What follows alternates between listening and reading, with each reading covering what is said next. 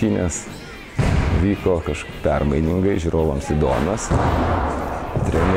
Treneriams nervų daug kainavo.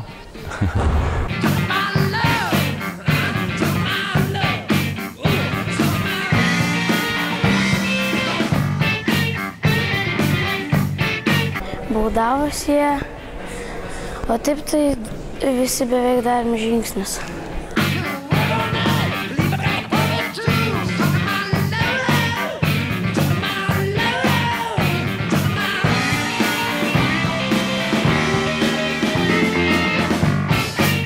Rezultatas, aišku, neigiamas. Laimėjom, nors 3 kėlinius pirmavom, tačiau pabaigoje negaliu sakyti, kad jėgų pritrūko sėkmės, nes negalėjom įmesti į krepšį.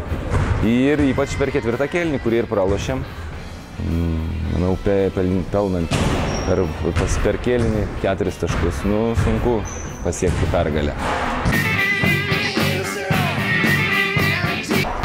Palinkėčiau, labai reikia kovoti, stengtis, kiekvienoj atakoj, kiekvieną minutę, ne tik per varžybas, bet stengtis ir per treniruotės. Ir mums trūksta sėkmės pataikant į krepšį. Nežinau, ar čia sėkmės, ar čia treniruočių.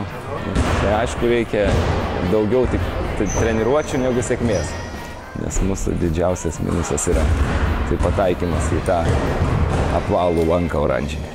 Treniruotųsi ir nedarytų žingsnių.